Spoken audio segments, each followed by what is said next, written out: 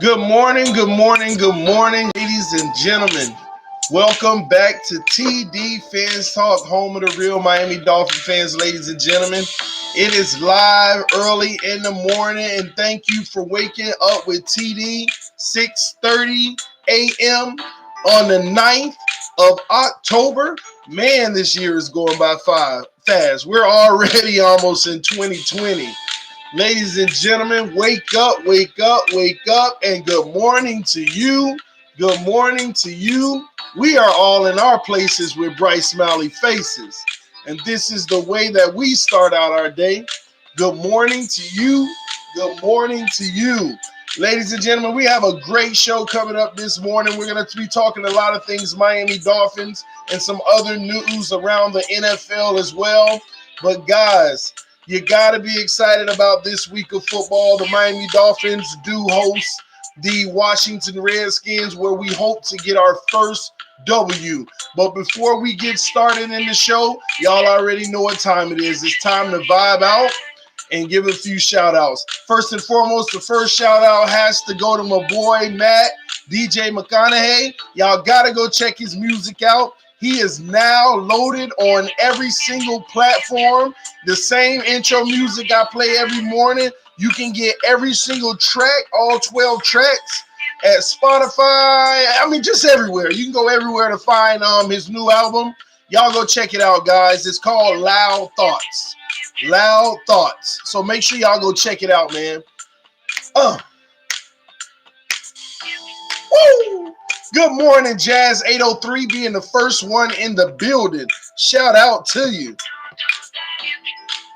Shiggy Miyamo, what's up? First mod in the building. Shout out to the mod squad. Clemente 3472, how are you?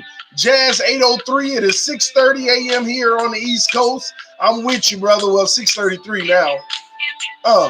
Bahamas Dolphins, how's everything holding up in the Bahamas? Is the situation getting any better? Please let us know. We love to hear from you. Got a notification for once. Oh man, that's a blessing. Jonathan Clemens, I see you. TD Big Dog, good morning. Good morning to you, man. Good morning to you. Wait, did Brian Flores say we were going to suck? You wish.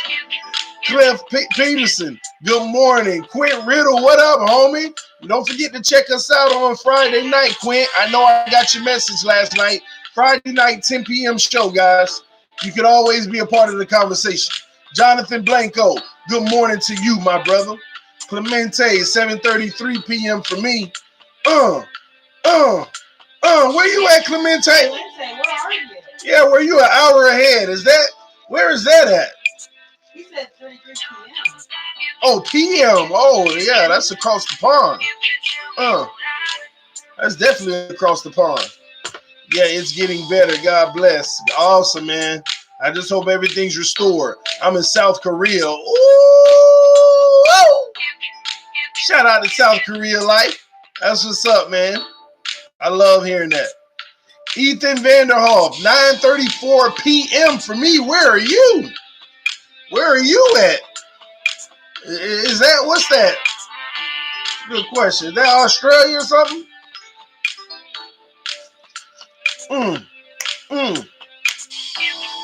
Thought you were Australia. Yeah, that's what I'm figuring. It's number one. TD got fans everywhere. Hey, we worldwide, baby. We have fans everywhere because this is a family. This is a community. We all own this, baby. Man, that's what's up, man. That is what's up. Man. Turn this down a little as we get started. Man, Australia doesn't even exist. The earth is flat. Oh Lord, Shane. We're gonna pray for you, Shane. How's the fam doing, my man? You all good? We're great, man. We're great and we're blessed. We're great and we're blessed, man.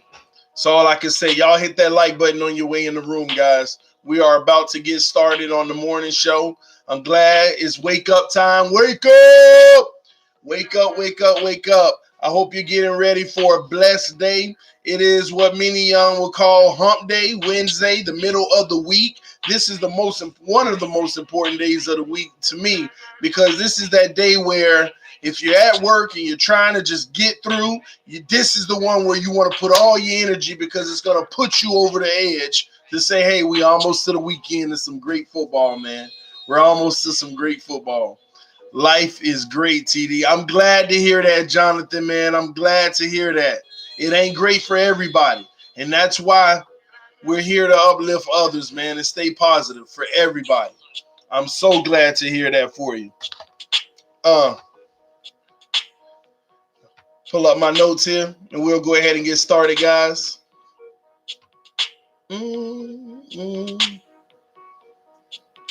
Y'all let me know where y'all from in the comment section, guys. We're about to get started in less than 2 minutes. And shout out to our boy, Jerome Baker, letting the fans know you're not a real fan if you're rooting for us to lose. That's right, baby. It's all about winning. These guys are going out there to fight every single week. They're going out there to get the job done. Facts. I grew up in Atlanta, just hanging around some American jazzer. That's what's up, man. A good morning, Mr. TD. Good morning to you, Fins Forever. Naples, Florida in the house. All right. Perth, Australia. It's me, Jared. Shout out to you, Jared. Glad that you could join us this morning.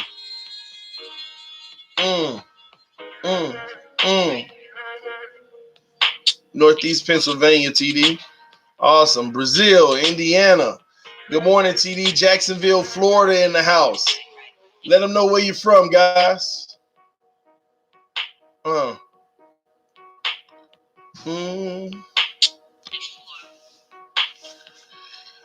In some recent news in the sports world, just want to let y'all know the Lakers NBA Cares event in Shanghai has been canceled, ladies and gentlemen.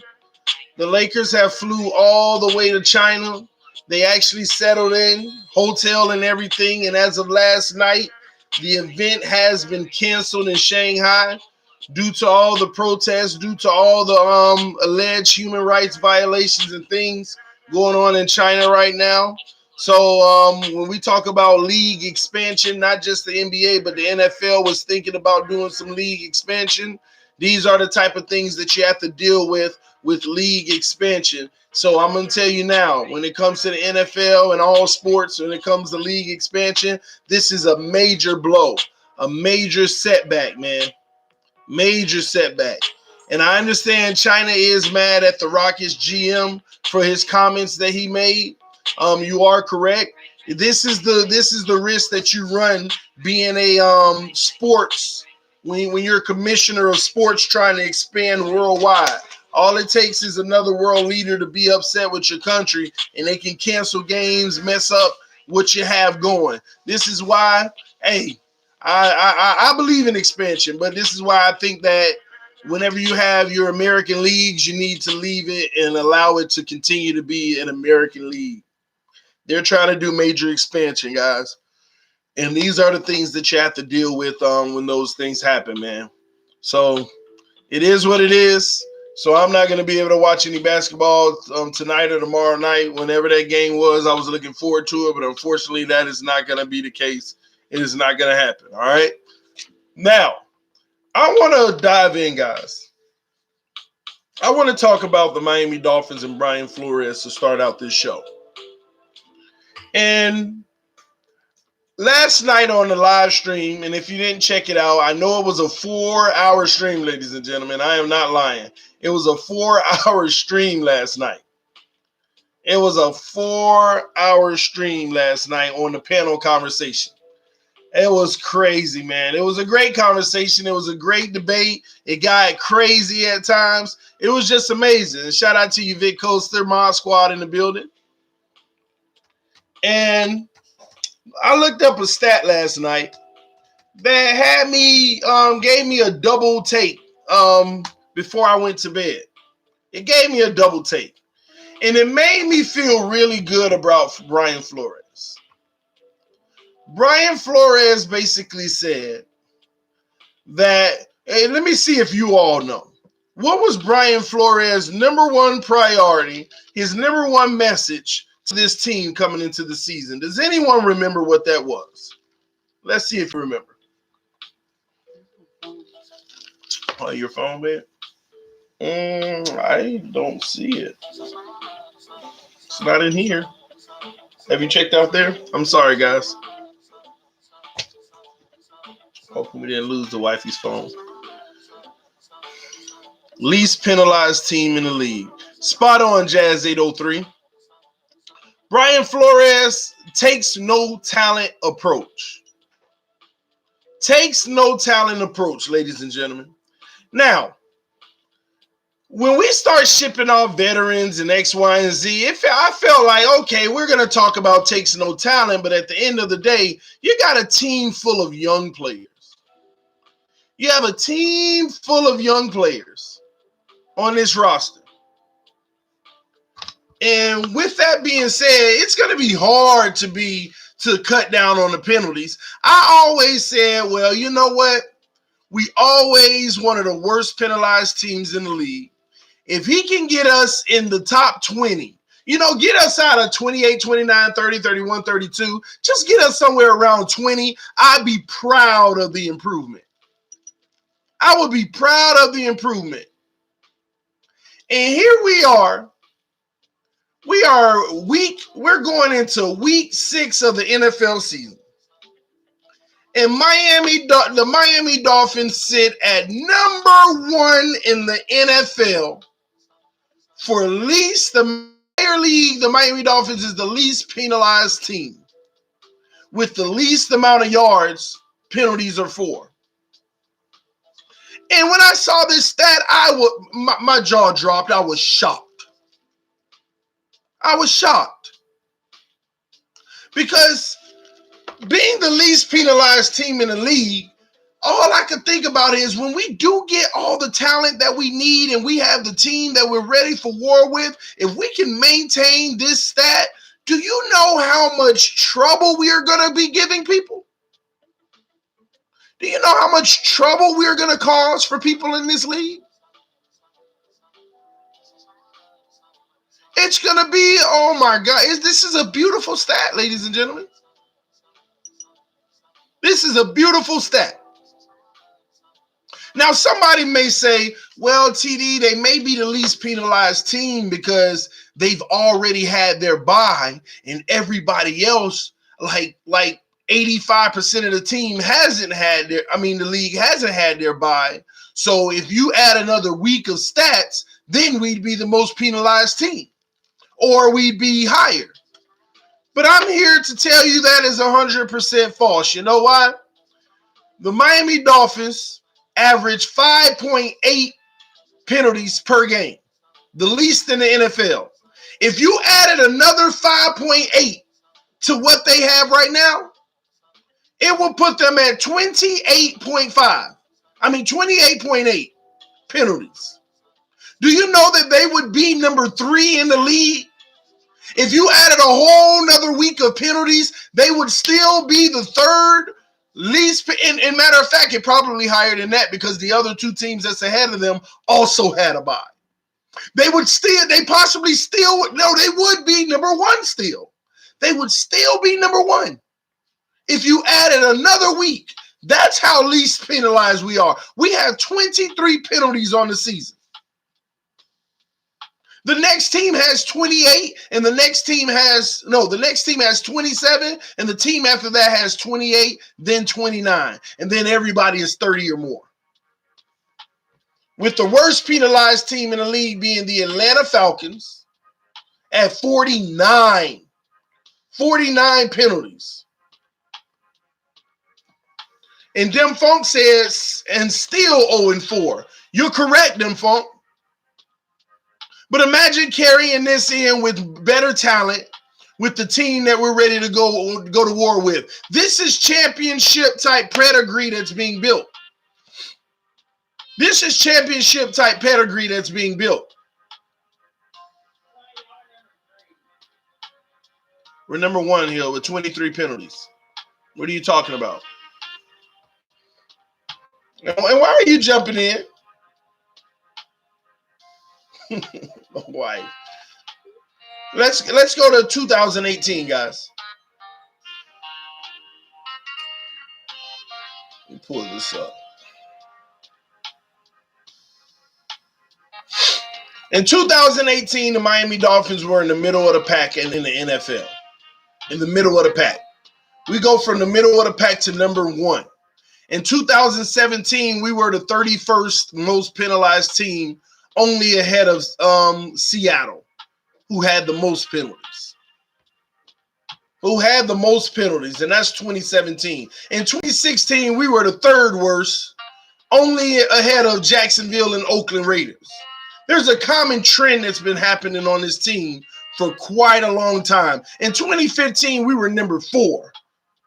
Man, we were number 4 worst penalized team. We continued year after year being penalized. And it is shocking to me to know that we are the number 1 team in the NFL to not have penalties. And the crazy thing is, out of the 23 penalties, 3 players alone consist of 8 of those penalties. Eric Rowe leads the team with 4 penalties. 2 of them were holding. 1 of them were pass interference. And then we have a other. I don't know what the other is, but we have a other.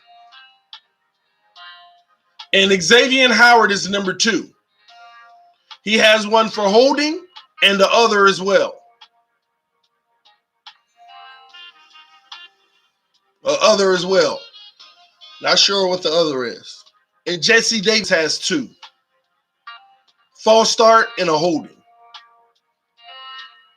Everyone else all the way down the line pretty much has 1. Other must be ejection. You might be right, because did X get ejected from a game? If I'm not mistaken, it was something recently. If I'm not mistaken. Yeah, he did. In Dallas. You're right. Yeah, he was big frustrated. Amari Cooper was working him, and he got ejected. That's all I'm saying. He got ejected. But I'm very hopeful that we maintain our composure when it comes to penalties and continue to execute at this high level. Because this has Brian Flores written all over. These are the type of things that go into the evaluation of a coach, that go unnoticed, that no one talks about. Does not talk about at all. And we got to give the man his props. He came in and said he wants to instill takes no talent. And he's getting an A+ in that category so far. A+++ in that category so far. Now, I know that it's not translating into all the wins that everyone wants to see right now. But that's why this is a huge week for the Miami Dolphins. Huge week. This week tells us more than we'll ever know about our team right now. More than we'll ever know. It's going to allow us to know, hey, what is the direct? Because if we lose this game, guys, I must admit, even my tone changes in a lot of respects as far as this season and what we're going to accomplish. And what we could pretty much look forward to at that point. It really does. And right here live on the Wake Up Show, Jonathan Blanco asked me, how was the Dallas Stadium, TD? I must admit, it is a thing of beauty. And shout out to Raymer Pina. It's his birthday. Happy birthday, Raymer. Happy birthday to you. Can't get the whole song, man. But happy birthday to you, man. Everybody in the comment section, give Raymer a happy birthday from TD Fans Talk, man. Happy birthday, Raymer. I hope you enjoyed today. I hope you have an amazing, blessed day. And I look forward to seeing you have many, many, many, many, many, many, many times infinity more birthdays. Many, many more, man. Happy birthday to you. For sure. Happy birthday, man. Now, when you look at the overall situation of our team, what I like to see at this point is a lot more cohesiveness. I want to see a lot more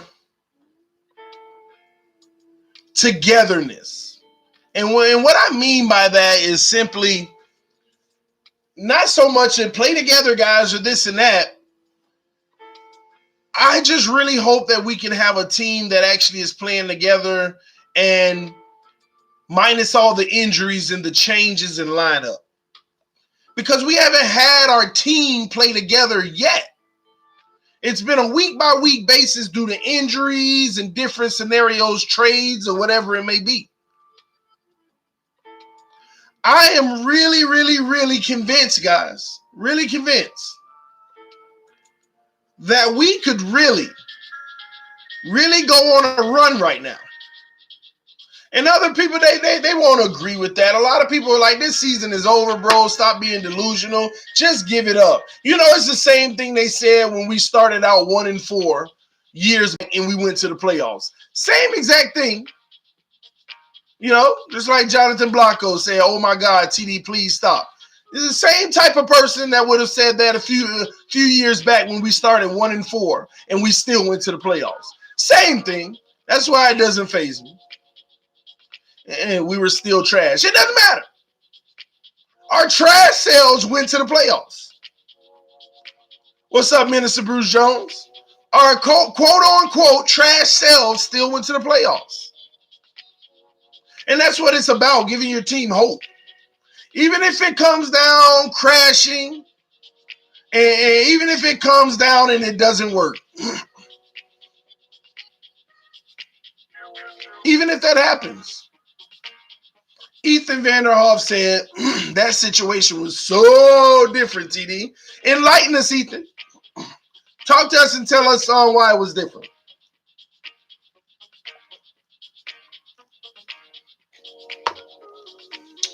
Tell us why it was different. That would be a good thing to know right now. Why it was different.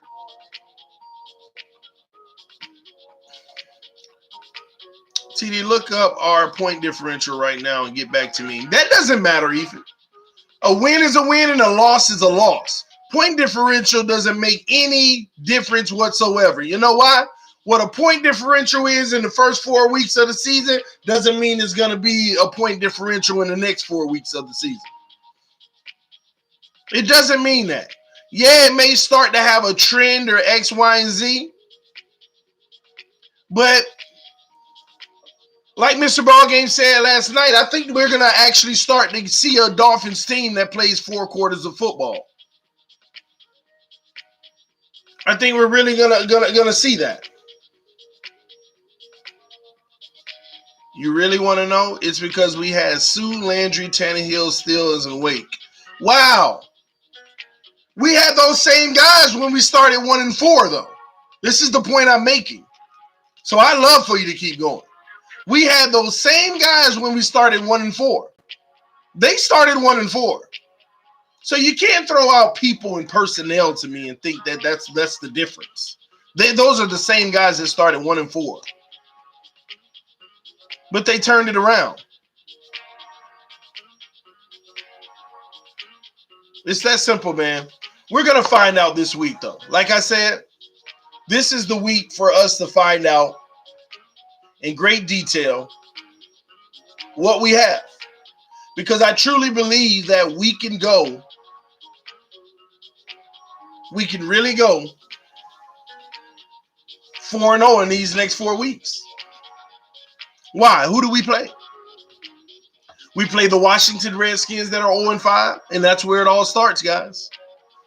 That's where it starts. We also have to play the Buffalo Bills, which is going to be a tough game. But if we can build off of the Washington win and beat Buffalo, which is a division game, still should be a tough fought game. And then we go play the Pittsburgh Steelers on the road on Monday night, an opportunity for Flores to show the world, hey, we're not laying down, and beat them as well. And then we have to play the Jets.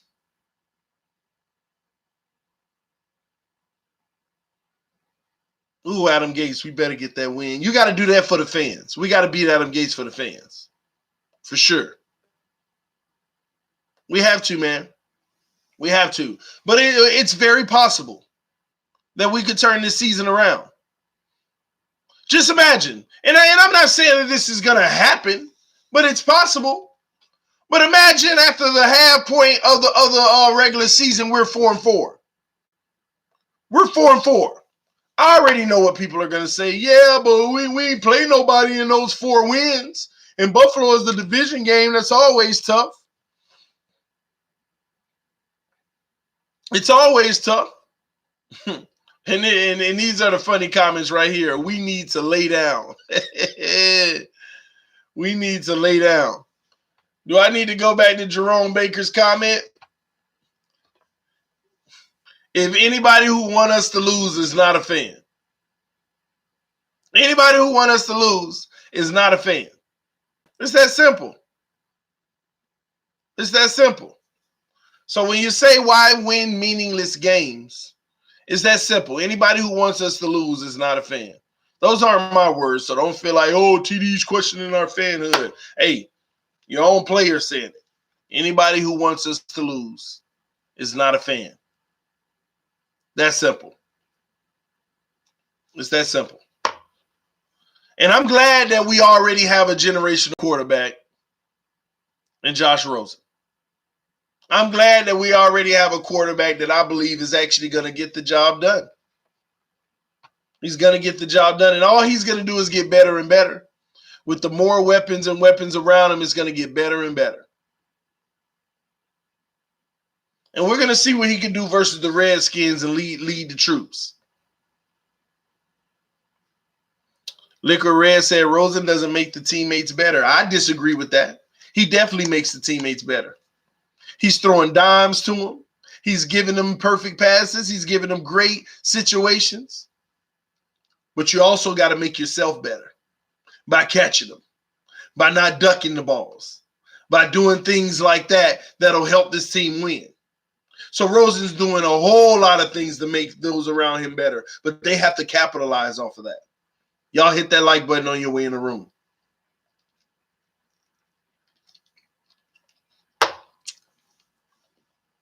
It's that simple. And every quarterback in this NFL needs things around them to be successful. It amazes me how people say, oh, this person don't have things around them and they're successful, and it's a lie. There ain't a quarterback in NFL history that ain't had the necessary tools around them to be successful. It has never happened in NFL history, ladies and gentlemen. Because if you can name me a quarterback who was successful without anything, I could call you a straight up liar because I can name you receivers that caught the ball for him. I can name receivers that caught the ball for him. You name any great quarterback in NFL history, and you tell me they did it without anything around them, I tell you, you'd be straight up lying because they're not responsible for their success. That's a fact, ladies and gentlemen. A quarterback is not fully responsible for his own success. A quarterback has never been fully, key word, ladies and gentlemen, fully responsible for his own success. No matter how great a quarterback throws the ball, if the receiver doesn't catch it, oh, he's taking a hit on his success.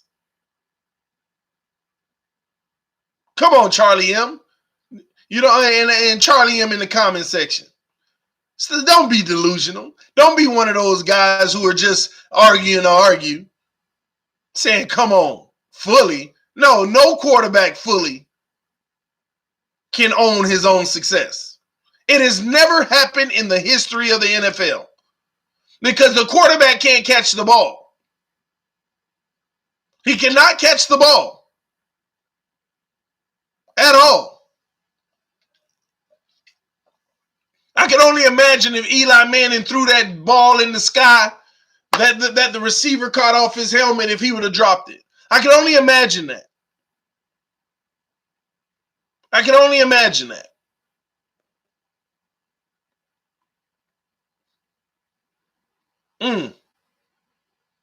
I can only imagine how many quarterbacks would be have a greater status today if certain receivers didn't drop key balls in some of the biggest games ever. I can only imagine.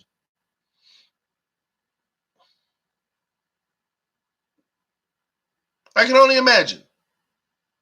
But again, my point is there has never been a quarterback in the history of the NFL, and straight up, it's impossible anyway. There's never been a quarterback in the history of the NFL who controls his success fully, whatsoever. Never. And I agree with what Charlie M just said. Receivers can't catch it if the quarterback doesn't throw it. I 100% agree with that.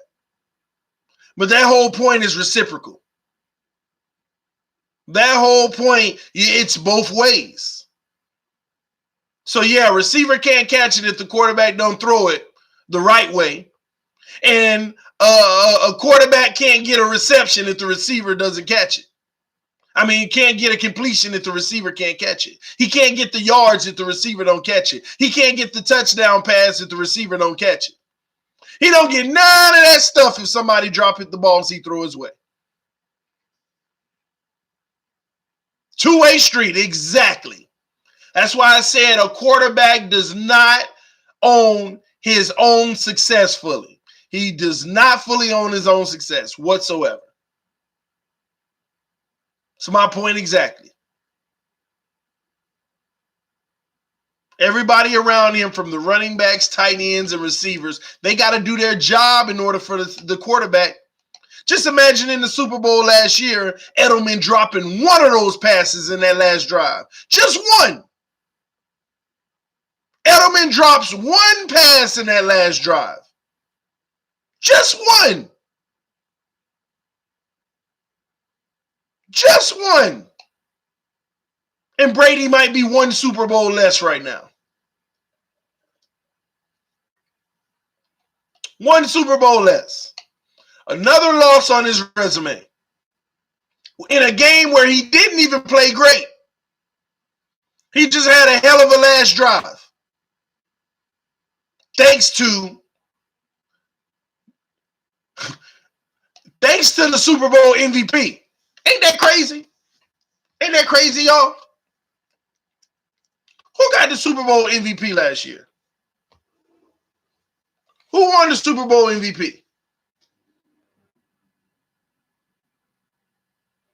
Who won the Super Bowl MVP?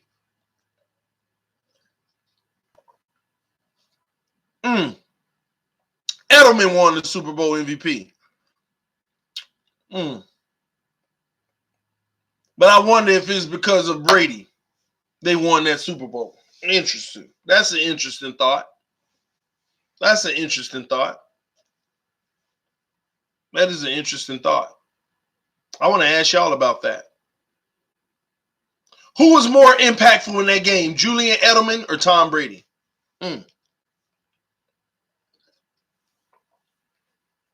That's a good question. Richard said the rest. Fair. Oh, man.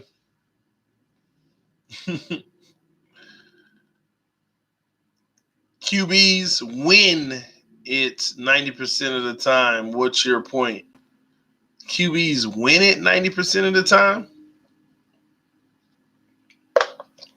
QBs win it 90% of the time. Win. Okay, I got your correction. QBs don't win it 90% of the time.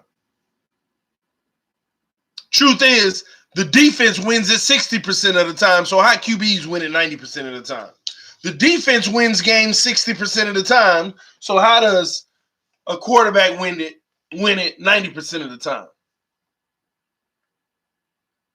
Tom Brady and I had 3 years of football, the last 3 years where that defense has carried him. No one debating that. It's been 3 years where that defense has carried him.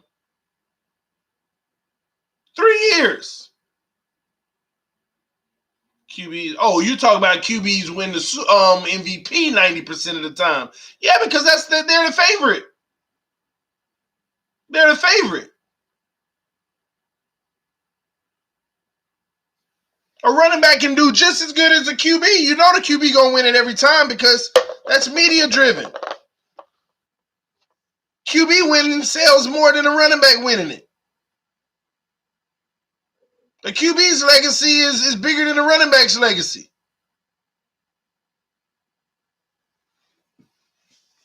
It's that simple. And it's hard for everyone else to win it. That's why they always give it to the QB, because everybody playing together. When you're on a great team, there are no standouts. And the crazy thing is, Brady hasn't really stood out for a few years now. Brady has had more struggles than he's ever had in his entire career, but nobody recognizes it. And you know why? Because it still results in a W. Outside of the Miami Dolphins game, do you know that Brady has struggled this year? Do you know that Brady has struggled this year? He looks pretty good, TD. Come on. Even last week, playing the Trump team, he struggled in the first half. Do you know that game was close? Then, just like the Dolphins, when the defense is worn out and all this and that, they take off late. And a lot of it had to do with the running game. It continues to be the running game. Guys, the formula to winning the NFL now is a great defense and establishing the run, which allows you to throw the ball via play action. You know who's a prime example of that? Let me see if y'all know. Do y'all know a quarterback is a prime example of that? You have to have the defense, and then you have to have a running game to set up the play action. What quarterback is a prime example of that in this league right now? Let me see if anyone can get that. There's one quarterback that's a prime example, and you know why he's a prime example of it? Because the man only throws the ball about 20 times a game. The league average right now is about 32 times a game to throw the ball, and this man throws the ball about 20 times a game, it seems like, and still is winning. And no, it's not Aaron Rodgers. It's Russell Wilson. It's Russell Wilson. What we fail to realize with Russell Wilson is he doesn't even have the ball in his hand majority of the game. He doesn't even have the ball in his hand majority of the game. But we talk about how he's elite, when they don't even put the ball in his hand majority of the game. Quarterbacks out here in the NFL right now, quarterbacks are involved. Yeah, I agree he's elite. Quarterbacks right now, they have the ball in their hand about 70% of the game. They have they have the ball in their hand about 70% of the game. 70%.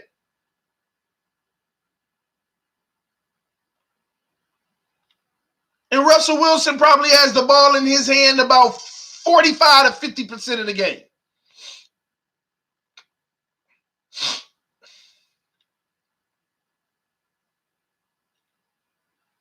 It's crazy.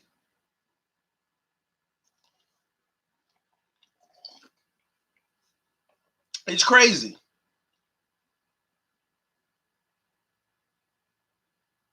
And even if they aren't successful in the run all the time, they at least still run it. They run. And Russell Wilson, half of his passes come out of play action.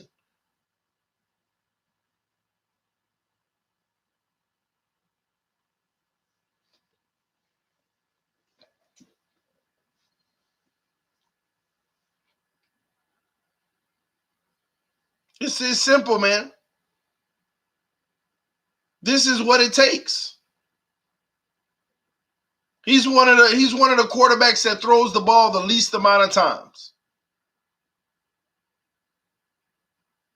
You got to have a defense, and you got to establish the run. You got to have a defense, and you got to establish the run. Because let me tell you another thing. It makes it easier for your quarterback. It makes it easier.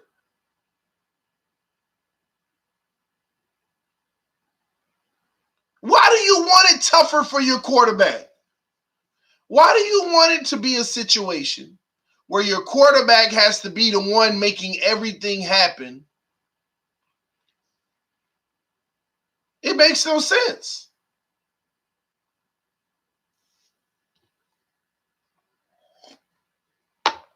It makes no sense.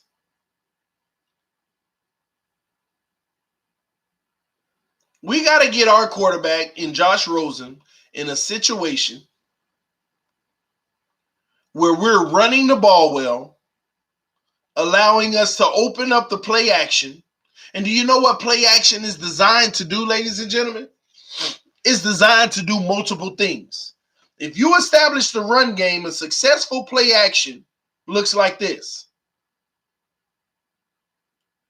Freezes the linebackers. So you might always have somebody open because they're one-on-one at best. It slows down the pass rush because everybody's on the run pursuit. And the quarterback rolls out and he has an extra 2 seconds to throw the ball.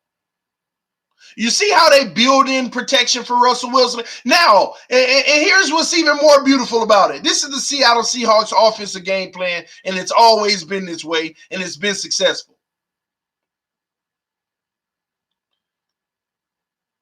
Russell Wilson under center, running back, one running back deep in the backfield. Not 6 yards out, but about 8 yards out.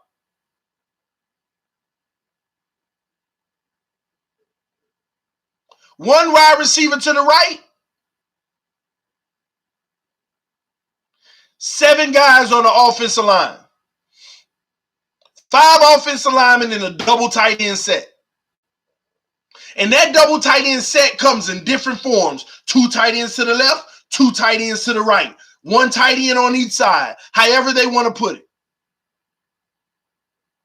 First down, 2 tight ends to the right. Run the ball to the right. Pick up some yardage. Second down, 2 tight ends to the left. Run the ball to the left.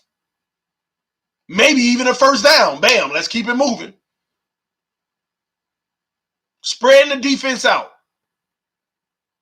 Making them win battles one-on-one on that O-line. First down, 2 tight ends to the right. Hand off to the right. Nope, play action. Everybody was going to the right. Everybody was going to the right. And you know what set it up? Running it twice in a power formation and it working, getting a first down on second down. Getting a first down on second down. Oh, they coming right back to run. They just going to try to punch it down our throat. We haven't been able to stop them. And on a first down play, running to the right. Oh, no, play action. That double tight end set to the right looked like they were blocking, but one tight end coming across the field. He already behind the linebackers, and he got the safeties like, oh my gosh, I see this tight end coming across the middle. Let me hit him. But hey, that one receiver that was out there one-on-one, efficiency. That's why Russell Wilson is so efficient. We act like Russell Wilson is efficient by throwing the ball in tight coverage and making the perfect pass. The scheme dictates for Russell Wilson to have one-on-one, and he's throwing crossing routes across the field with guys catching it and running out of bounds all day. Wide open. He found his tight end in the middle. He found his receiver coming across the middle. Because of play action. Getting behind the linebackers because of play action. And here's the crazy part about it. way how efficient and accurate he is, and that's what makes him elite. But we give no notice to the fact that the scheme allows him to be elite. He's hitting tight ends across the middle of the field wide open all day. Receivers coming across the middle all day. Wide open. And having plenty time to run. Not run, but to throw the ball. And yeah, I know he has to run and get out of there sometimes. But the way the scheme is designed, run to the right, play action. It's usually one guy that's coming in on the attack, and it's Russell Wilson. Hey, my job is just to beat this one guy or run out and beat him to the side before I make that amazing pass for a wide open guy. If it's a run to the right, it's always that left defensive end that got food on the run too, but hey, Russell Wilson, let me go after him now. It's usually an unblocked man on the opposite side. And Russell Wilson, and people say, Russell ain't got a great O-line. He always running for his life. He has an amazing O-line because the scheme always puts 6 or 7 people on the O-line. He just run for his life because in that play action, that defensive end on the opposite side of the way it's going is always going after the run and like, no, it's not a run. Let me chase him now. And Russell Wilson is running from him, still got 8 feet separation. He ain't going to get caught. He just got a whole field on the other side to run to that sideline, waiting on that tight end to run with him across, and bam. And bam. You notice most of his passes are him running towards the sideline, making the throw. It's designed that way. But that's pressure, TD. That ain't pressure. That's allotted pressure because the defensive end will never get there.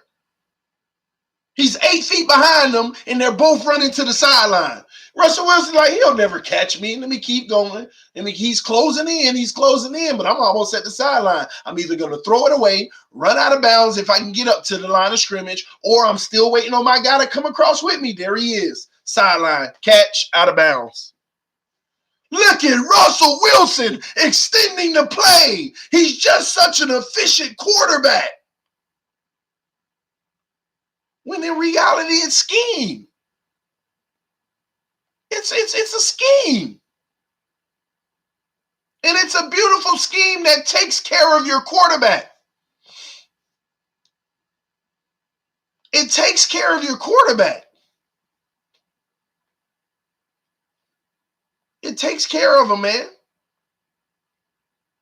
So please forgive me. When I look at teams that have great schemes that take care of their quarterback, and it allows them to be efficient, and it puts them in the best position possible to do what they're supposed to do is just complete the pass. And don't be the reason we lose, meaning make accurate passes. Don't turn the ball over. Think about it. Russell Wilson also is one of the most elite quarterbacks in the league because he don't give the ball up. He don't turn it over. Well, first and foremost, common sense would tell you if a guy throws the ball 35 times in a game versus a guy who throws it 25 times in a game, the 35 times a game guy is going to be more prone to more turnovers because he has a higher exposure. That's common sense. Which brings us back to they put him in the perfect scheme. We don't need you to throw the ball 40 times a game. Man, we got quarterbacks out here throwing the ball 53 times a game. That ain't an exaggeration. Y'all know what I'm talking about. Hell, Cam Newton threw it 49 times a few weeks ago. We got quarterbacks out here throwing the ball 50 times per game. And we get mad that they have 2 and 3 picks in a game. Oh, they're not efficient like Russell Wilson. Well, Russell Wilson ain't got the exposure they have either. That's common sense. Common sense. If I throw the ball 100 times and you throw the ball 5 times, It's more likely for me to have more interceptions than you. They have the perfect setup for Russell Wilson.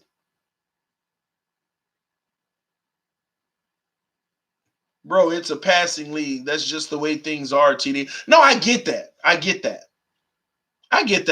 It is a passing league. That's what it's turned into. It's what it's turned into. But don't say it's a passing league because that's what it is now. It's a passing league is because that's what the majority of the teams are doing now.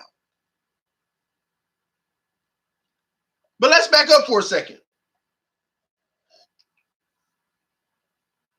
The Patriots run the ball just as much as they throw it.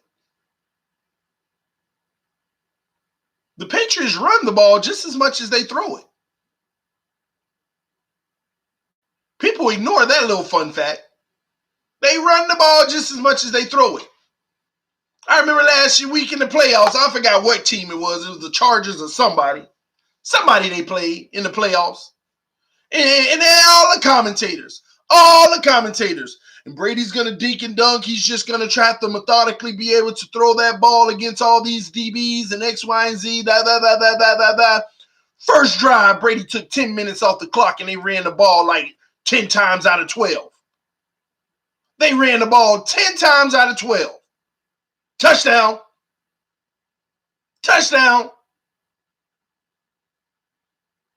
So I agree it is a passing league because a lot of teams are doing it now.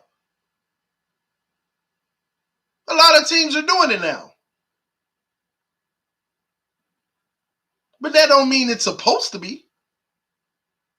See, we get all caught up into what everybody's doing, and this is the dynamic of the league now. That don't mean that's what you're supposed to be doing.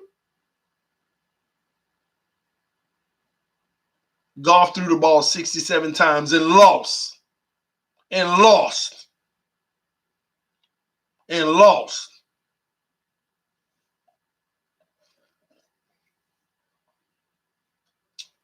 And lost, man. L. Burgess said Wilson has averaged 31.2 pass attempts in the 5 games played. Might be true.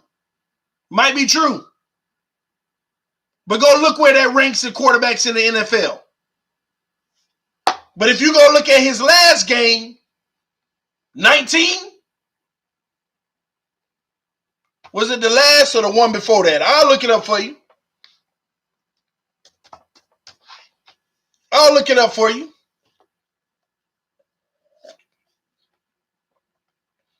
And don't get me wrong.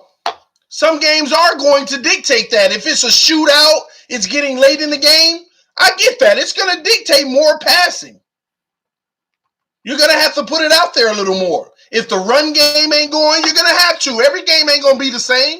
But you should go look up what Wilson averaged in comparison to a lot of the other quarterbacks in the NFL. That's what you should go look up, L. Burgess.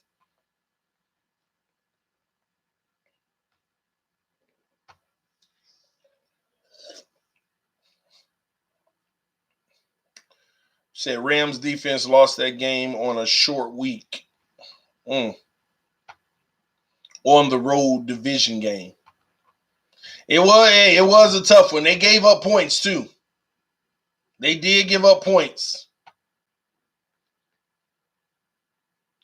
In the Rams game, Jared Goff threw the ball 49 times. Guess how many times Russell Wilson threw the ball? 4 touchdowns, might I add. 4 touchdowns. Guess how many times he threw the ball? The man only had 268 yards. He only had 268 yards, L. Burgess. Guess how many times he threw the ball versus the Rams?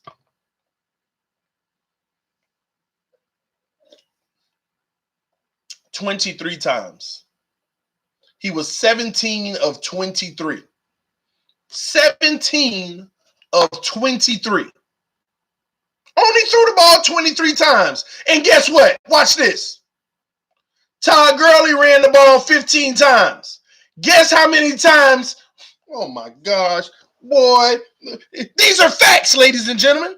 Guess how many times Seattle running back ran the ball? He ran the ball more than Russell Wilson threw the ball.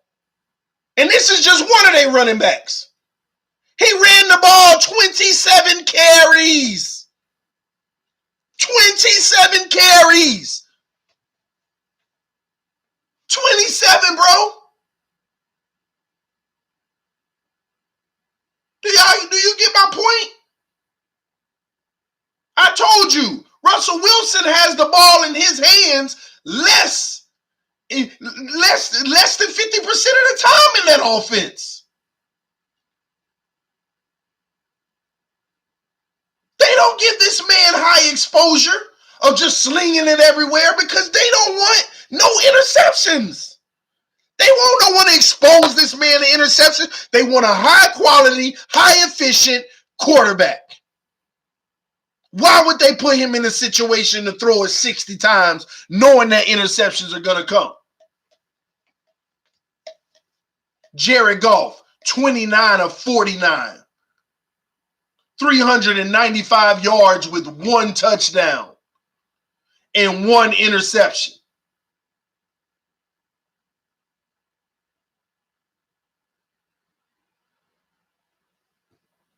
But you know what? It allows Russell Wilson to get the elite status. Do y'all see how that works? You get an elite status and you're not even the primary function in the offense. Oh my gosh. Oh my gosh. You don't even have the ball in your hand more than 50% of the time. Yeah, we know you snapping it and handing it off, so you're 100% of the time, but y'all know what I mean.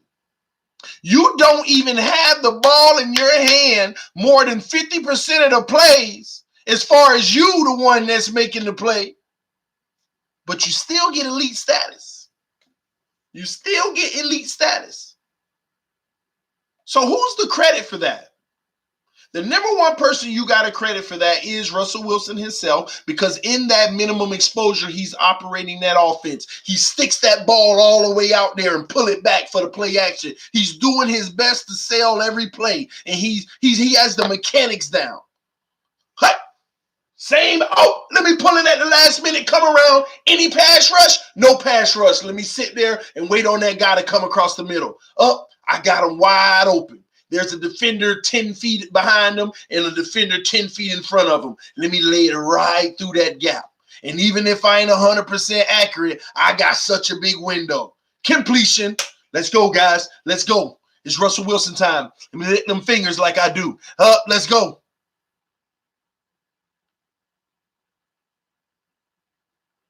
Russell Wilson is rarely in a situation where he has to be rattled and going crazy. Oh my gosh, it's just too much going on out here. I'm getting demolished. I'm getting killed. They don't put him in that situation. But what about all the other quarterbacks that are in that situation? I'm going to be honest with y'all. I've always envied Seattle's way of running their offense. They're infamous for running two-man routes. Do you know most of those play action plays are only two-man routes, y'all? Two-man routes.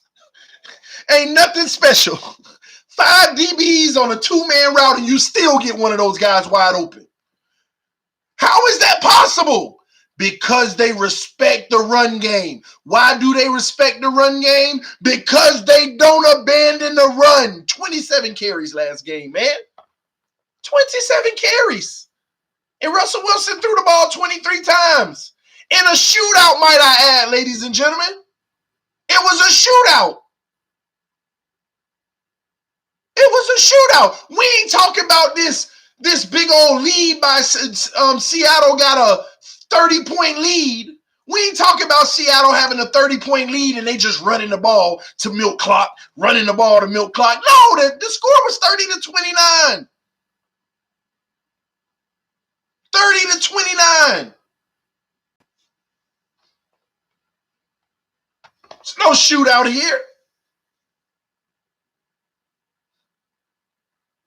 At all. Look at the game before that. Russell Wilson's stats never jump off out of the gym, y'all. His stats are never like, whoa! They never are. Look at the game before that. They played the measly Arizona Cardinals. He threw the ball a little more in this game. Instead of 23 times, he threw it 25 times. 28 times. In those 28 passes, he still only had 240 yards. Kyler Murray had more yards than him.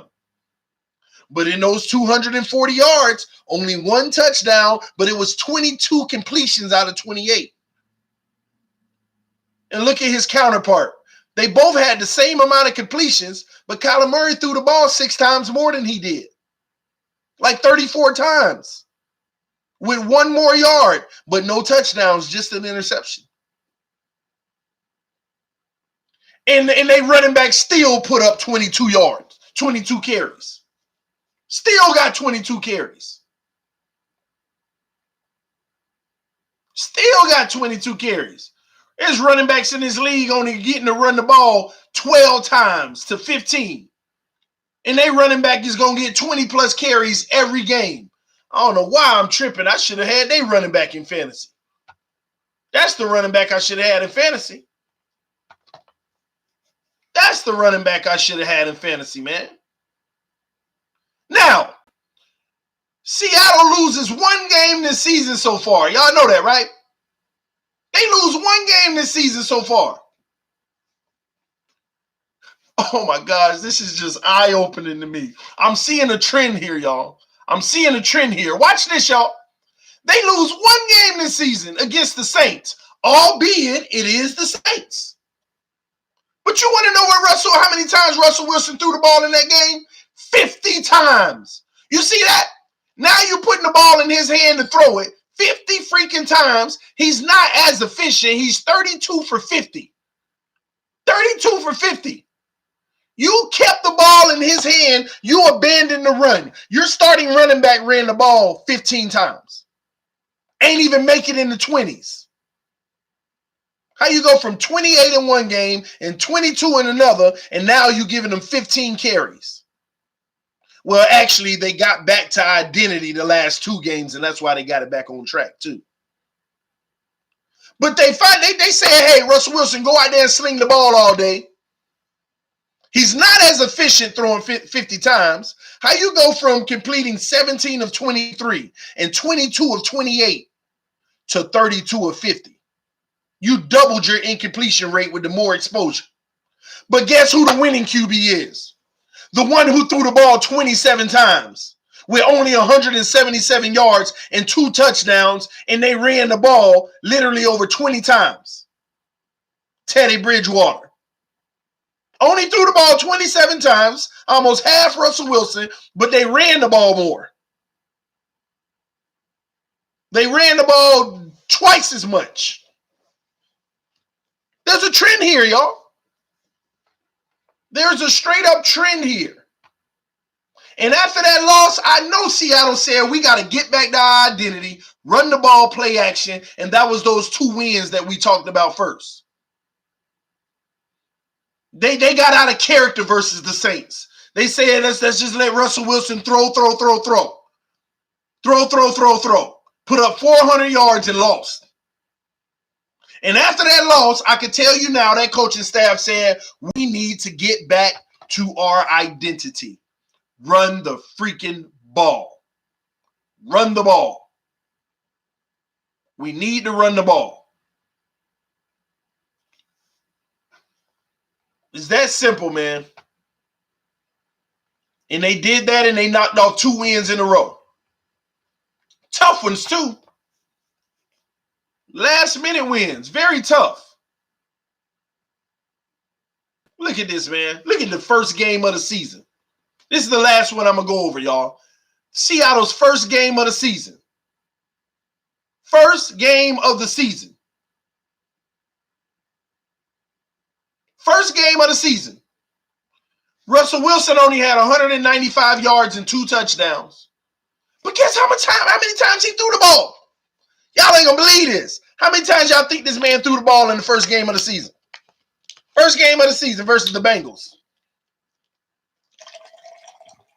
I want to see what y'all think in the comments section. How many times you think this man threw the ball in the first game of the season?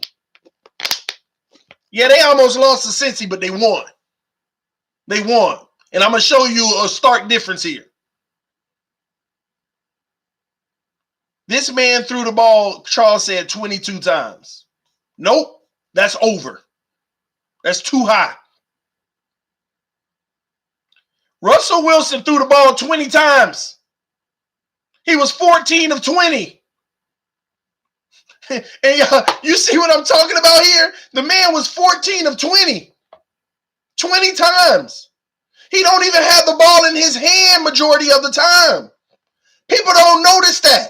So when L. Burgess corrected me earlier, oh, he averages 31 throws a game. He averages 31 a game, and you're basically because I said he only throw the ball 22 times a game.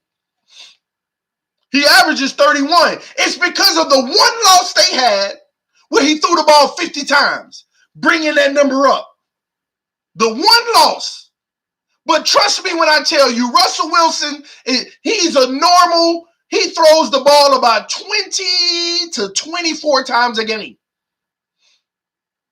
They put emphasis on making sure that this man don't throw the ball more than 30 times a game. They pretty much don't want him to throw more than 25 times a game. His best success comes where he throws the ball less than 25 times a game.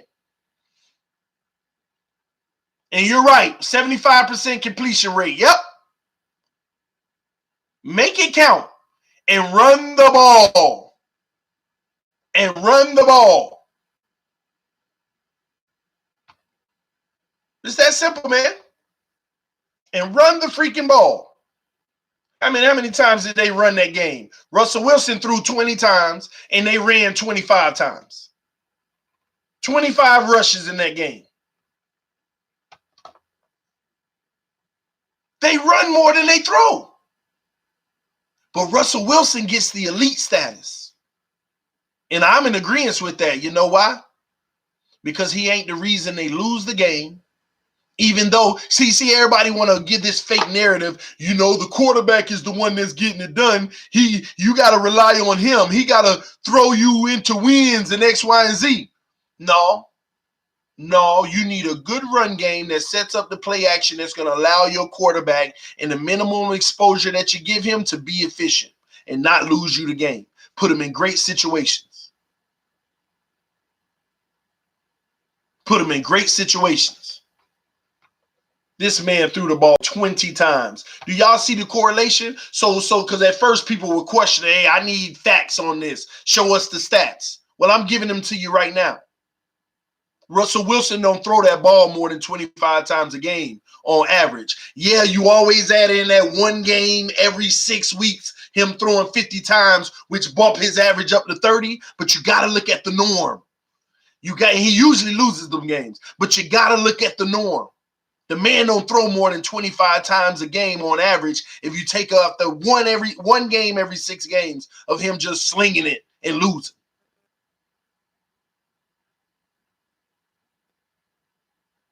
And look at his counterpart in that game, Andy Dalton. And don't tell me Andy Dalton trash, because the man put up 418 yards in the game with 2 touchdowns. With 2 touchdowns. But he threw the ball 51 times. 51 times. 51 times. And their number 1 running back in the game only ran the ball 7 times. 7 times. Do y'all see the correlation? I really hope y'all see the correlation that I'm making this morning. I really hope y'all see that correlation. I hope y'all see the correlation of what I'm making this morning, because it's a big correlation that y'all got to pay attention to, man. When we're deciding our future and how we want to run this team and what it takes to get it done.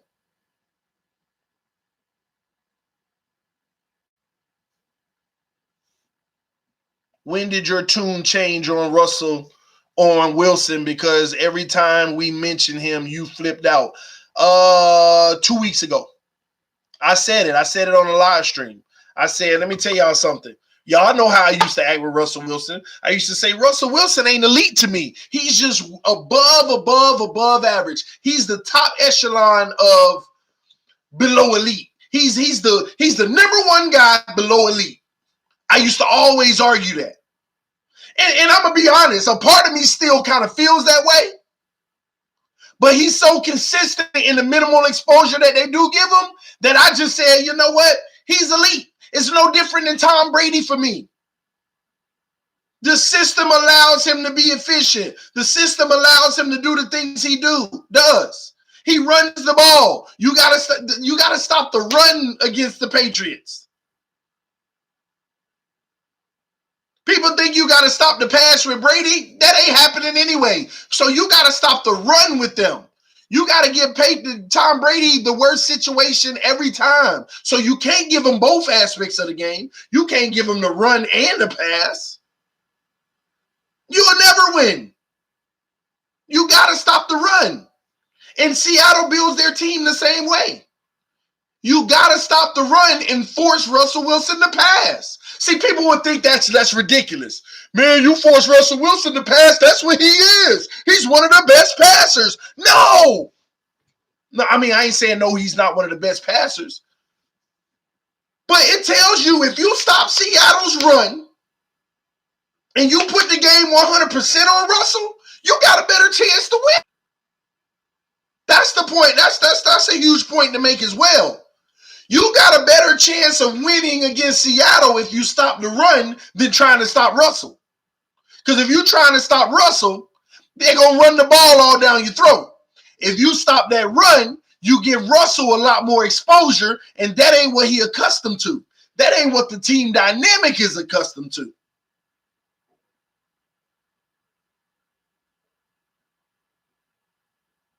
And that's the reality.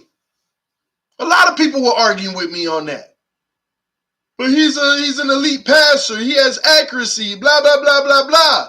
Go look at his passes, ladies and gentlemen. Don't get me wrong. Every great quarterback at times going to throw a bullet in there between coverage. He does that at times. But it got to be a clean pocket. He's sitting in there and he's making that amazing over-the-top pass. But go look at Russell Wilson's film. Wide open tight end across the middle. Catching, going out of bounds. Wide open one-on-one coverage. His guy done beat his guy. He flipping it up down the field. Receiver catching it, running it in for a touchdown. Not catching it and get tackled. Catching it and running it in for a touchdown. Russell be running for his life. You crazy. Once again, Cash Money Brandon, we talked about this earlier. I don't know if you're fresh in the room. But he don't be running for his life like you think. Those are allotted design situations. Down, say a hut, play action. The defensive end on the opposite side is always going to be there. Oh, it ain't a run. I got Russell in my sights, one-on-one, 8-foot separation. Let me come towards him. He rolls out. He got 40 yards from where he usually is. He's coming from the right hash mark all the way to the left sideline. He got a 40-yard run from the right hash mark all the way to the left yard line. And he got one defensive end chasing him. And he's like, well, he ain't going to catch me until I get like to the sideline. And the ball should be gone by then. And if it's not, like a typical Russell Wilson running to the sideline, just throws it away. Throws it away and runs out of bounds. If he has to. Otherwise, he running. Yeah, he chasing me. And people think this is me running for my life. But I have a 7-8 foot separation while he's chasing me. And I'm just looking downfield the whole time while I'm running to the sideline. I got 40 yards to run from the hash mark to the sideline with a guy who's going to run the same speed as me probably. All right, let's go. Come on. 40 yards. That's about 5 seconds to see if somebody coming across the middle wide open. 5 seconds. 5 seconds. 1, 2, 3. There we go. Or 1, 2, 3, 4, 5, and throw it away. That's what's happening. Y'all call that running for your life? You call that running for your life? That's by design.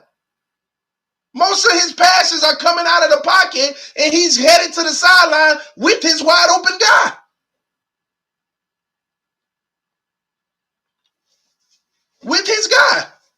And Jay Orion said, respectful calling Russell Wilson a game manager. I had to tell somebody about this the other day. It is never disrespectful to call a quarterback a game manager. Matter of fact, Russell Wilson is one of the best game managers, and that is the biggest compliment a quarterback can have in the NFL.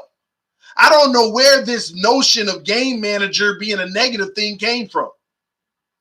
It's the best compliment you can have in the NFL. You know how to manage games. You know how to, I got a pass right here, but based off of their look, hey, we can run the ball. Let me audible. We're running the ball to the right. Tight end in motion coming over here. We just flipped the play. Managing the game. It's the biggest compliment ever.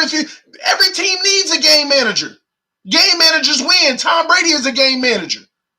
When you come to the line, read the defense, and you put your team in the best position possible, you are managing the game. You are a game manager. That's the best thing you could ever have as a game manager. Every elite quarterback and the greatest of all time were game managers. Well, no. I disagree. Let me take that back. Not all the elites were game managers. Some of them were just gunslingers. They want to throw the ball even in a bad defensive set.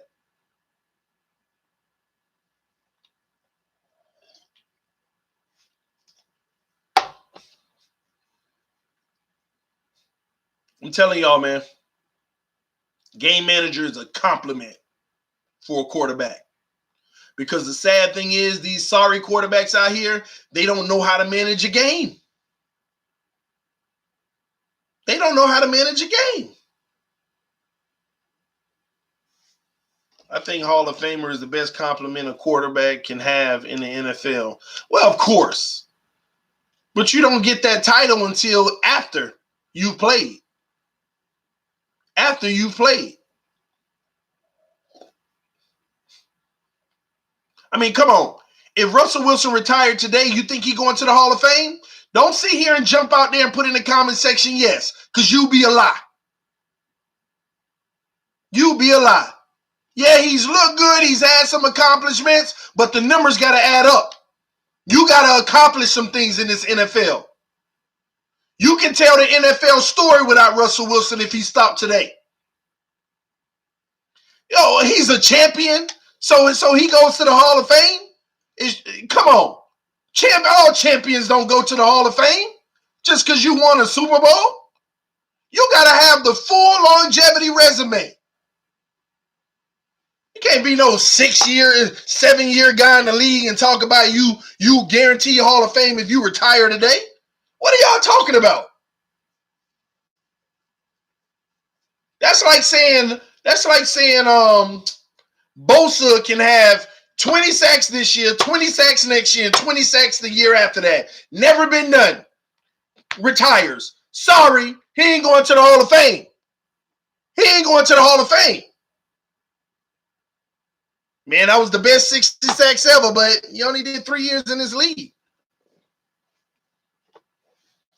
Of course Tom Brady is a Hall of Famer. Of course. He just passed another person on the passing list, and now he eyeing only one more person. He only got one more person to pass on the all-time list.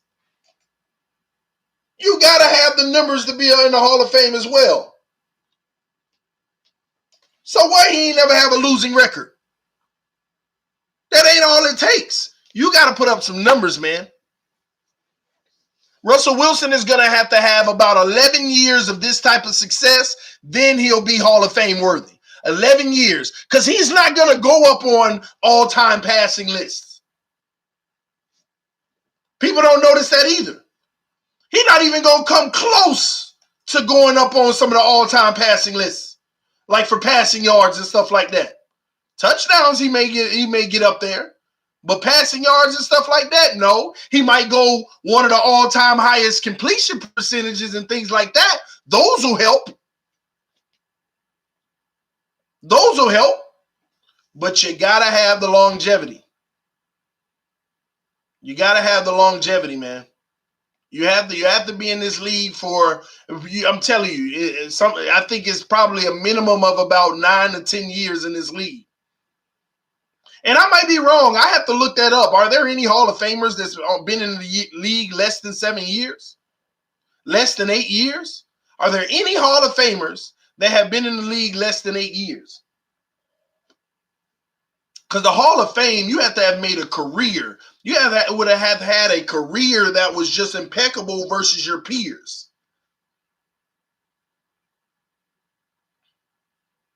I don't know. I can't say this man is in the Hall of Fame conversation at all yet. Yeah, people have had a conversation. Oh yeah, Russell Wilson gonna be in the Hall of Fame, but they're saying that based off of he's gonna do what he's gonna do for the next 4 years. So yeah, he's gonna be in the Hall of Fame.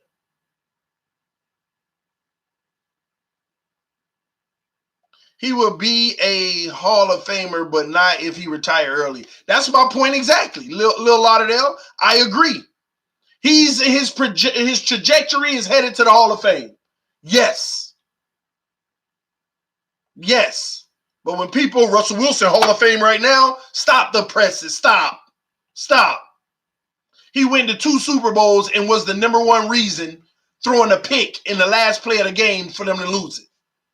That's part of his story. Don't forget that. Truth be told, he need to make up for that. He got to make up for that. That's a part of his NFL story. How is the part of your bad story a part of Tom Brady's good story? All you did is help Tom Brady out.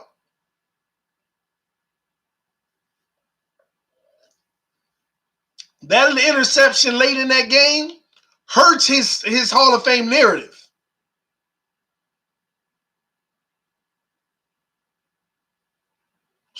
Man, I don't care that he's a pioneer of the short QBs today. Is he really? Or is Drew Brees the pioneer of it? Let's get our facts straight here.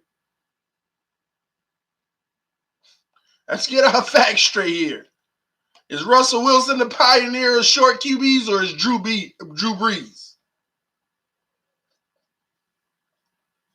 Drew Brees is 6 foot, still undersized, beyond undersized. Oh, so they 5'11", so Drew Brees don't pass is short. In the NFL, 6 feet flat is short. It's short for a QB. Most of these QBs 6'2", 6'3", 6'4", 6'5", 6'6" even.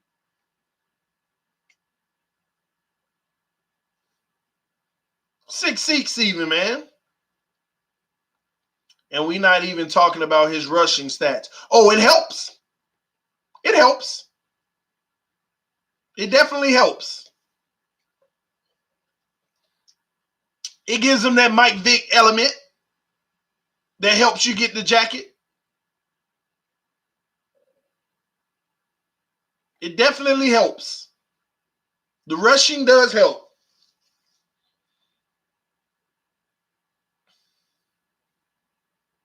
Drew Brees is better than Russell. I ain't going to debate that. 2 different quarterbacks, 2 different styles of play, 2 different systems. 2 different systems. 2 different. How many Super Bowls does Drew Brees have? How many Super Bowls does Drew Brees have, y'all?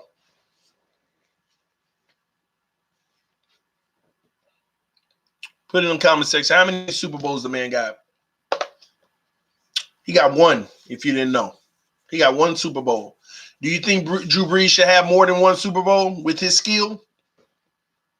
Do you think Drew Brees should have more than 1 Super Bowl with his skill?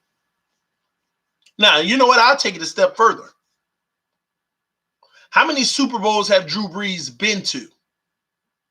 Let's take it a step further. How many Super Bowls has Drew Brees been to?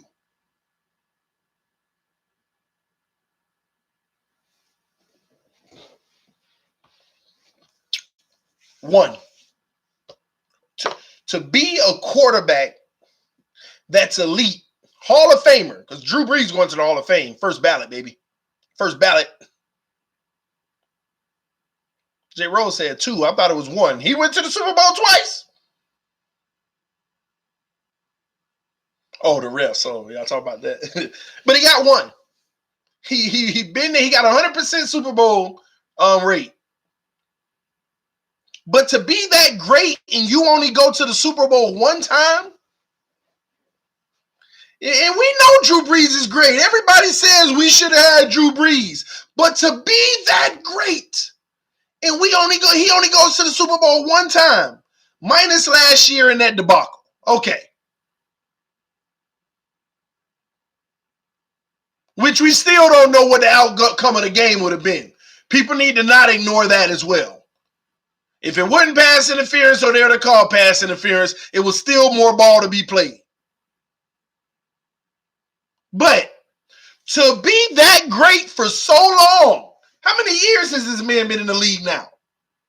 How many years Drew Brees been in the league now? I forgot what year he was drafted again.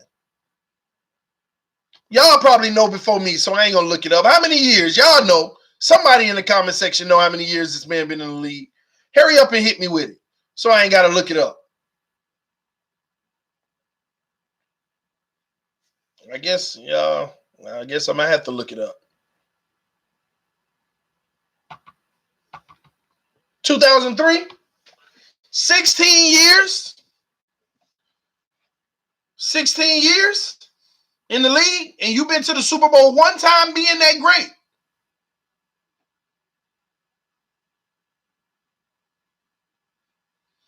And we're going to really sit around here and tell me that the quarterbacks make the difference. We're going to really sit around here and tell me that the quarterbacks make the difference. Yeah, but they're competitive every year, TD. They go to the playoffs every year. I don't know what your goal is, but mine ain't that. My focus ain't nothing but Super Bowls. What does it take to be a Super Bowl contender every single year?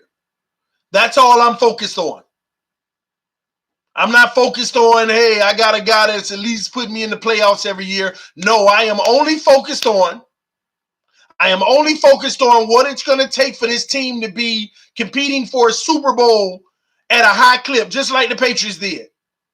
Super Bowl, Super Bowl, Super Bowl. Even if they lose, Super Bowl, Super Bowl, Super Bowl, Super Bowl, Super Bowl, Super Bowl, freaking dynasty. And y'all gonna really sit here and tell me quarterback is the biggest factor? It makes all the difference in the world.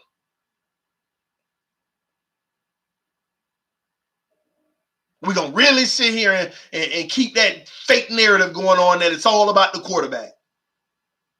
One of the greats, Drew Brees, only been the one. He made it count, won that one. But you're going to really sit here and tell me it starts and ends with the quarterback.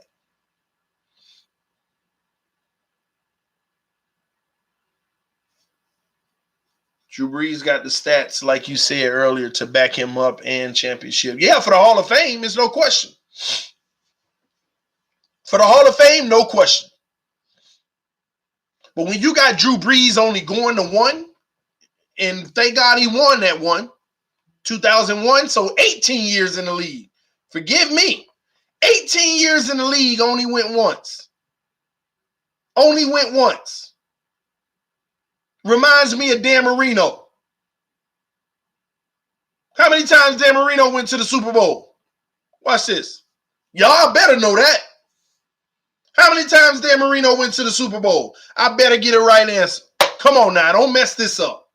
Don't mess this up. 1. And did he win? Obviously not. Drew Brees, Dan Marino. I ain't debating, no, one is better than the other. I ain't getting into that right now. But two of the greats out of 18, 19, and 20-year careers only went once, and we want to keep talking about how it starts and ends with the quarterback.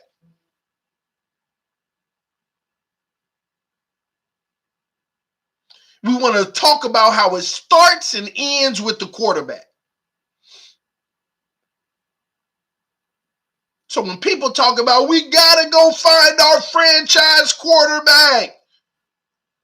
Oh, do you have aspirations? And that, first of all, it's if that franchise generational player works out, number one, if they even work out, and say they do work out on the level of a Drew Brees or Dan Marino, are you happy with 20 years, one Super Bowl appearance? Is that what we're looking for?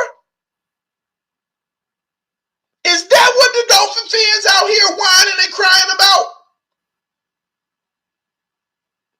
Having one Super Bowl appearance in the next 20 years. Is that what our goal is?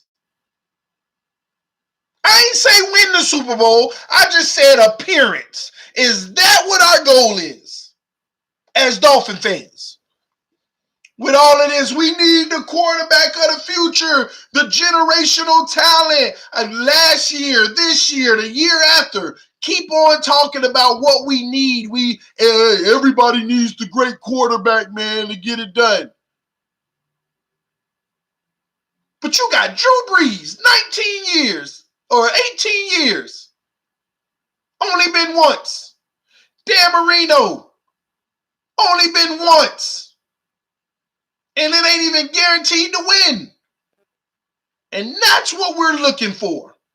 The next generational quarterback that might, and that ain't even a guarantee for him to take you there, but might get you to a Super Bowl once. He may get you there 50 times. But what I'm trying to say is, it's not the quarterback that's the reason you're getting there solely. It's the team. And what I'm trying to get across on this channel lately is you got to build a team. You don't sacrifice multiple assets just to grab a quarterback. You go get your team. What's the difference with Joe Flacco? Out of all of them years, Joe Flacco got less years than those guys, less years in the league, and got what they got, if not more. Joe Flacco got more than Dan Marino. He got a ring. He got a ring. Joe Flacco, it can retire today, and he gonna end up having a prize better than the all-time great Dan Marino. Corey said behind a great defense. My point exactly. Point is, we keep on making it seem like it starts and ends with the quarterback, and people argue with me about that every single day. And I know it ain't popular for me to say it ain't all about the quarterback, because the mainstream media and every outlet out there, it's quarterback. If they hear what I got to say about it, they'll be like, this guy don't know football. But the evidence is all right here in front of them. It's right here in front of them. And Cash Money Brandon said, so you wouldn't trade 2 firsts for Russell? If I'm talking about the team that we're about to build for the future, I might actually make that deal. Because he's proven to be good enough to get it done. But me making that deal isn't indicative of me saying it starts and ends with him. Because if Russell Wilson was on this team right now, we'd still be 0-4. We'd still be 0-4. You know why? Because we ain't been able to run the game outside of half of a game last game. We ain't been able to run the ball. Russell Wilson's success is predicated on running the ball, opening up the play action. And what's the difference? Even if we got the play action going with Russell Wilson and he got his wide open guy, they dropping it.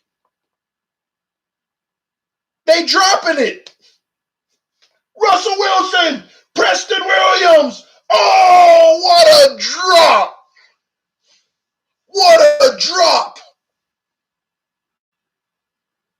Devontae Parker across the middle. Oh, what a drop.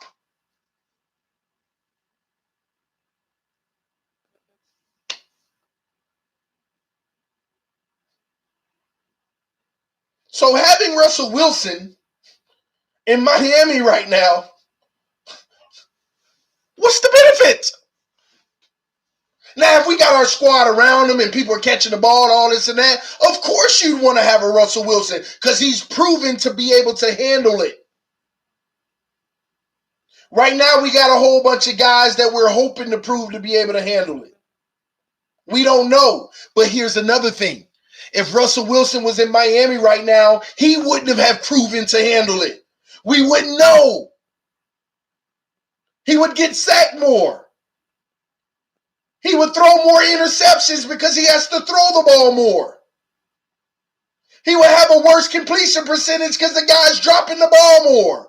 We would be saying, Russell Wilson a good quarterback. And some people will be saying, well, I don't know, man. He ain't good enough to get it done. We still losing. We be having the same debate about a Russell Wilson. And you see how crazy that is? Do you see how crazy that is?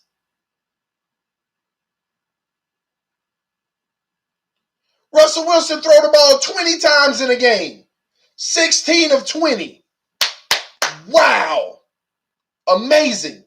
But if he was in Miami, he would have had to that same game have thrown, because we would have been behind, he would have had to throw the ball 35 times. People dropping the ball, he might have 20 completions out of 35. Completion percentage done drop. He probably got one pick, even if it's coming off a receiver hand and a defender catching it. He would have less touchdowns, less yards, more sacks, because he's trying to make something happen.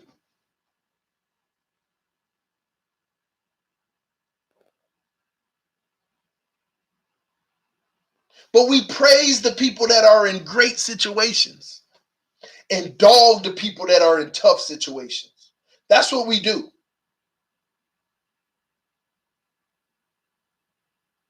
Y'all give Rosen a chance, man. Y'all give Rosen a chance.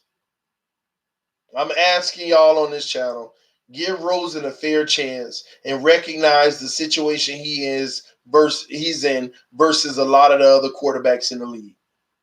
Give this kid a chance. Give this kid a chance. Don't do this man like Tannehill, regardless of the 7 years. Give the man a chance. Recognize what's going on around him. Because if I put Rosen in Seattle, Rosen looked like he might be a really strong quarterback in Seattle.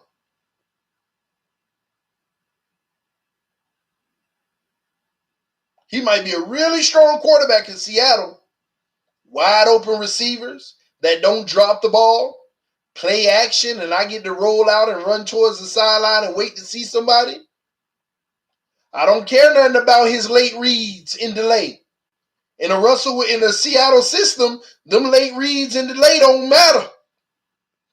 The guy's wide open. He can afford to read it late. You wouldn't know the difference.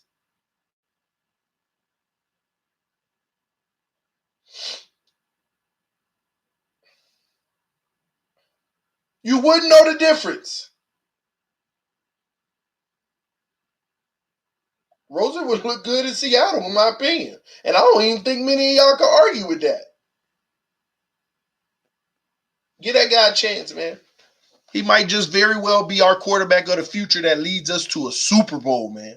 A Super Bowl. Josh Rosen. Yes, I said it. Josh Rosen, y'all. Josh Rosen. Josh freaking Rosen is probably the guy that's going to lead us to a Super Bowl. We're about to get the necessary weapons and everything around him next draft. I just hope the Dolphins don't screw this up and see it the other way. I just hope they don't screw it up and see it the other way. And you know what? They may see it the other way and I might be wrong. But all I'm doing is going off of all the evidence that I laid out to y'all this morning. All the evidence that I laid out to y'all this morning. All that evidence. I think I did a good job making my point in all of that. I hope the Dolphins see it. I hope they don't mess this up. I really hope they don't mess this up. Get this kid everything he need around him. And if it all don't work out in a year or two, we could always go right back to the table for the so-called next generational talent in the draft. I mean, don't we hear about one at least every 2 years? Don't we hear about this next generational talent every 2 years?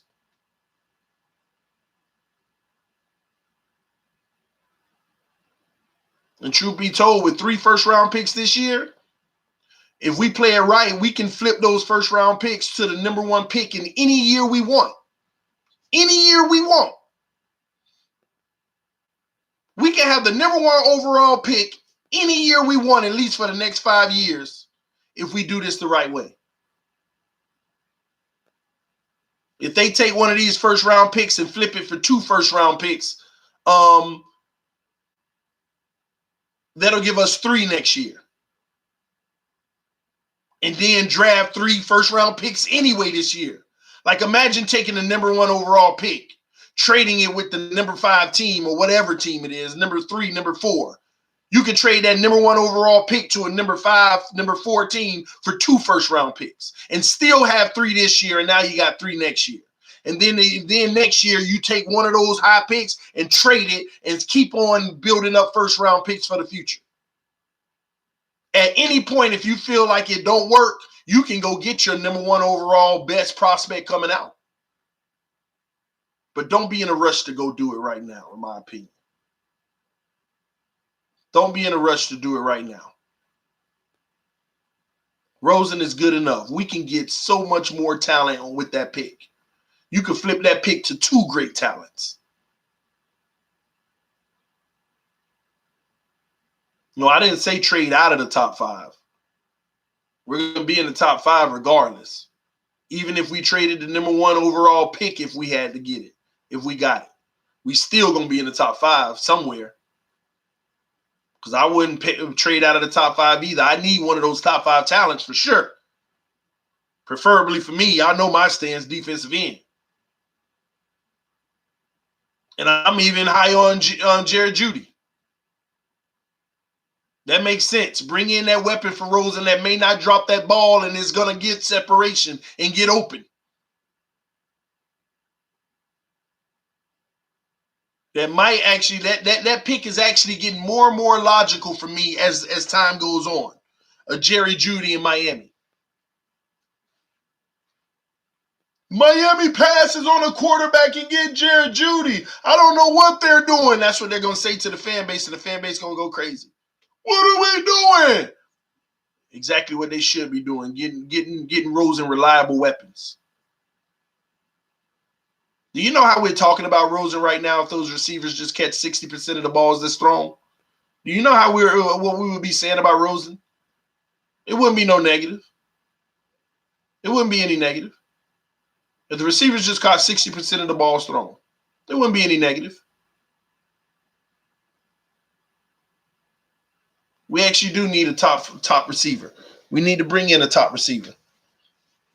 But we also got free agency, man. We got so many options. It's just going to be the most beautiful offseason ever, no matter what we do this season. I don't care if we turn it around and won a Super Bowl this year. It's still going to be one of the most exciting off seasons ever. Ever. Money to spend. We got that person. We got that person. We got this person. Draft picks, man. We just drafted some studs, man. It's going to be the most exciting off season that we have ever had. Ever. Ever.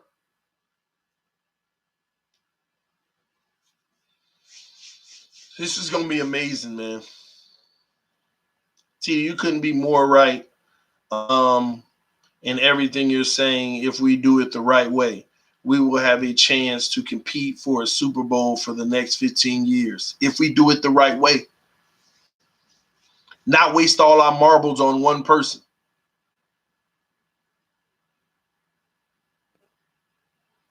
TD, why are our tight ends continuing to struggle? First of all, you have to understand tight ends in this league get little exposure as it is. And when you have a struggling team, that's going to amplify the struggle of your tight ends. Their sample size is so little. Tight ends are probably involved in about 8% of the offensive plays. You see what I mean? When your running backs are, depending on the team, actually, let me back up. But in a successful team, when your running backs are responsible for about 50% of the plays, then your wide receivers are responsible for about another 40%. And your tight ends are probably getting a little action on about 10% of the plays. First off, you got a small sample size. So think about it. If you get 60 plays a game, say you get 60 plays a game, running backs getting about 30 of those. That leaves 30 left. The receivers are getting about 25 of those. The tight ends are getting about 5 of those plays. So out of those 5 plays, play action, quarterback sacked on probably 2 or 3 of them in Miami. Another one, the pass is thrown like last time to Gesicki. He misses it, but Preston Williams is there to save it. And another one, we got a tight end on the outside. He caught a nice ball for a first down. And it's like, our tight ends are non-existent. First off, we have to change our utilization of the tight end from about 10% to try to make it about 20% to make them a vocal part of the offense. Change their targets to about 20% of the offense, giving them about roughly maybe at least 12, 13 targets a game. So if you still have the sacks and different things like that, at least you get a good solid 6 targets or 7 targets in a game. And they got to make them count. Even if you're getting 7 targets a game out there that's successful and not sacked and stuff like that, I mean, you're gonna have 2 or 3 drops or incompletes or whatever. So you're gonna get like 4 successful plays. Tight ends is just like that, unless you're running a Russell Wilson type system. Everything's predicated on the tight end sneaking out, going in a blocking scheme and shedding and then sneaking out for the pass. Everybody running right and you engaging the man, and it looked like he beat you, and then you running, veering out. In that San Francisco game, they had a beautiful play like that. Tight end sitting there, he engaged the man. He let the man semi-beat him. He shed him, got out, wide open. Tight end, up the side. You got to have a game but you got to establish the run game. Tight ends are effective when you have a run game. When the run game is going, play action, tight end sneaking out of that backfield, because everybody on the play action is coming downhill. They coming this way, the tight end going that way. By the time they meet, the linebacker's like, oh, crap. But he's still going. The linebacker got to turn around. You got to have the run game. This is why the run game is so important in the NFL. It opens up your offense. It opens it wide open, man. It gives you all kind of looks and things. Look at what teams are doing to us. The Chargers. They were throwing the ball in the middle of the field right on top of our linebackers all day. Why? Because we made a concerted effort to stop the run. Did we stop the run? Yep. But at what cost? We sold out on the run every time they ran a run. Think about it. They only ran 2 receiver sets in a lot of plays. 2 receiver sets. It was one point where they would run 1 receiver, but it was play action. And they were always hitting somebody across the middle of the field, right behind the linebackers. Y'all know those plays where the linebackers jumping in the air to try to hit the ball, but no, sir, right over the top. Bam, completion. You got to have a running game. You open up that running game, man, success. Think about it. What has been our best half of football so far? Y'all tell me, which game have we played our best half of football? Which game have we played our absolute best half of football? Had our most success? It wasn't the Cowboys because we never capitalized. Turnovers, all this and that. But I get what you're saying. We threw the ball on a lot of things. It was the Chargers, man. It was the Chargers, hands down. That was our best half of football. Oh, you wouldn't know to tell me. Let me know in the comment section if you can hear me.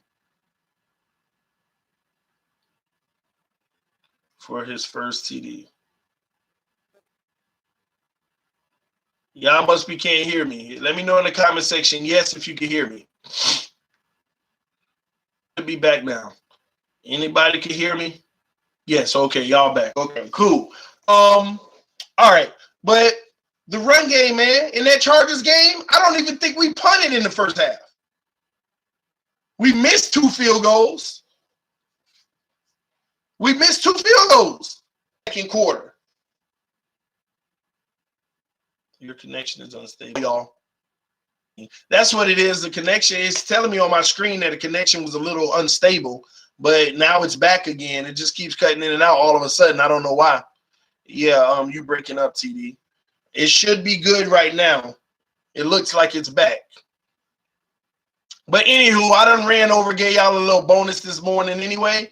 But our most successful game was the Chargers game in that first half. Because why? We ran the ball. It set up the Devontae Parker touchdown. We ran that ball. Kenyon Drake had his best first half, man. It's your boy TD from TD Fans Talk, home of the real Miami Dolphin fans. Thank y'all for tuning in to Wake Up with TD. We gave y'all a little extra footage this morning, a little bonus. But the connection keeps going in and out, and I guess that's my signal that we're going to end the show pretty much. Again, man. Again, thank you for tuning in to TD Fans Talk, man. I'm so excited about our future. I'm so excited about everything that this team has in store.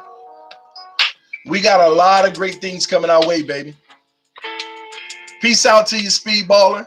Thank y'all for tuning in. Y'all already know, Wake Up with TD. I'll see y'all tomorrow morning again. Time for me to get another haircut. I got to find somebody to do it right. Might just get an edge. But yeah, man, thank y'all for tuning in this morning, man. Hopefully I've helped some of y'all start y'all day talking some good Miami Dolphins football. I'll see y'all later today, midday show. And we'll talk more football, see what Miami Dolphins, what their game plan is against the Redskins this week, and see if we can get our first W, man. But we have to run the ball if we're going to do that, man. It's your boy TD. I love y'all. Thank y'all for waking up with me, man. I'll talk to y'all soon. Peace. I'm out, man. And don't forget to check my boy's CD out, man. It's called Loud Thoughts. You can go on Spotify, everything, all platforms you can go on to find Loud Thoughts, okay? That's the music that I play in the morning, the music that I love that y'all been listening to. That's just been amazing, man. Some of his tracks, man, let them vibe out for about a minute or two.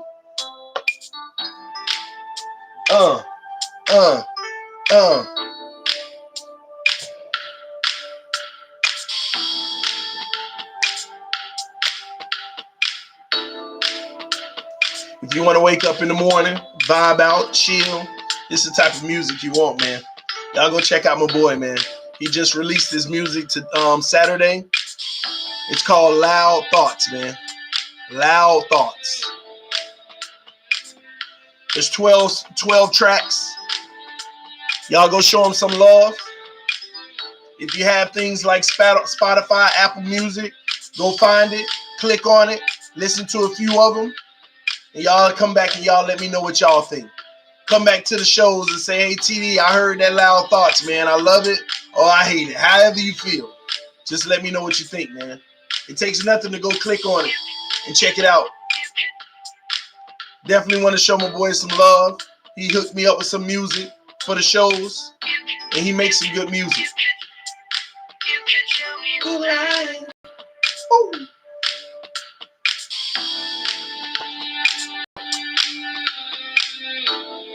Appreciate you, OR. Make sure to check it out, man. All right, plug. No thanks. Y'all go check it out. It's called Loud Thoughts.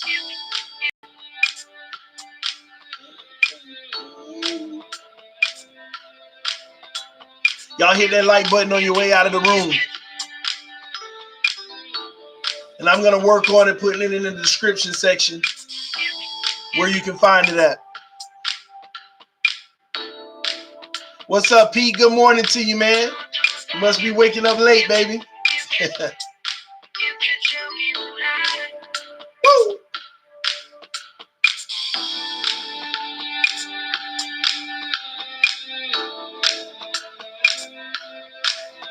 Woo! Gotta play another track, man.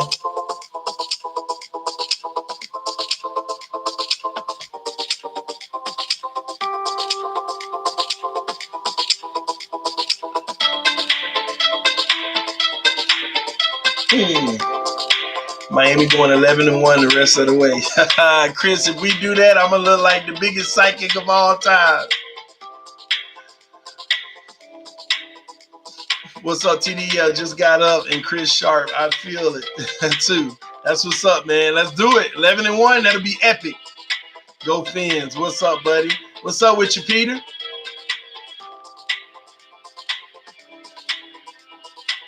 Playing y'all some of these tracks, man. Some of this music.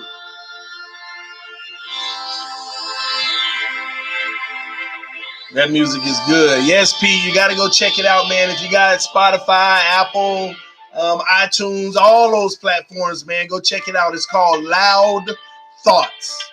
Loud Thoughts. He's been working hard on this album, man, and he just released it.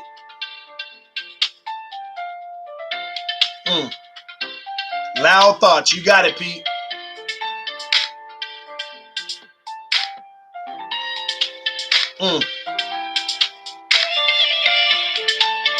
Blessed to have you in my life, Mr. T. You know, I'm blessed to have you in my life, Fins Forever. I appreciate you, homie. Love. Nothing but love coming from TD to you, man. And it sounds good through the phone. Exactly, Pete. That's what's crazy. It sounds good through the phone, so just imagine the headphones. Imagine the speakers. It sounds even better, man. See, Pete knows music because you know it sounds way better in headphones and stuff like that. So if it sounds good through just the phone, you already know what time it is, man.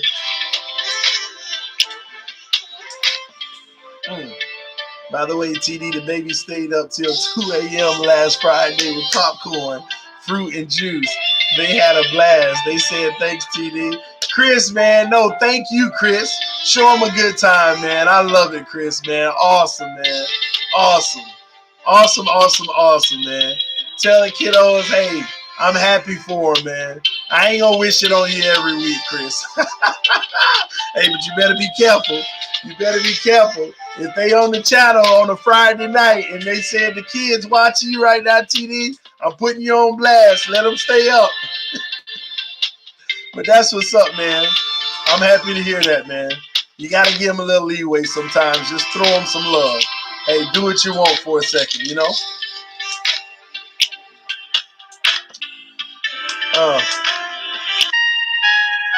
Let me play one more.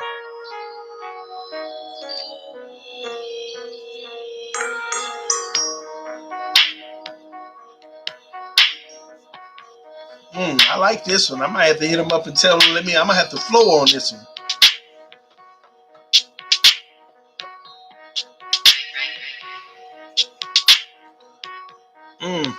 Yeah, I might have to flow on this one, man.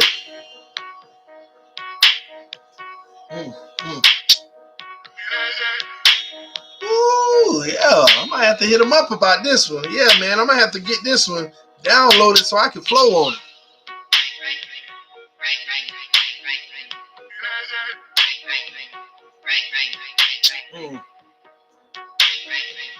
Appreciate you, Rashad Brown. I hear you.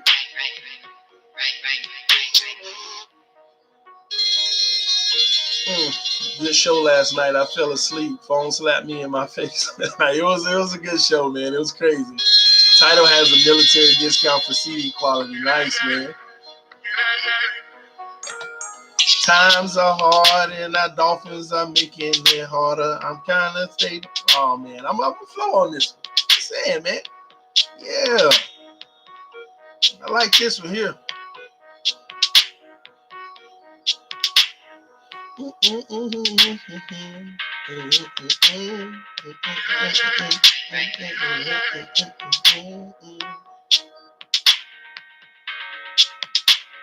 Shout out to y'all. It's TD Fans Talk, home of the real Miami Dolphin fans, y'all.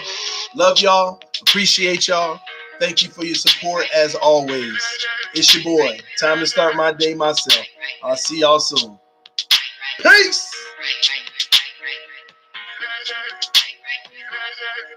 Woo!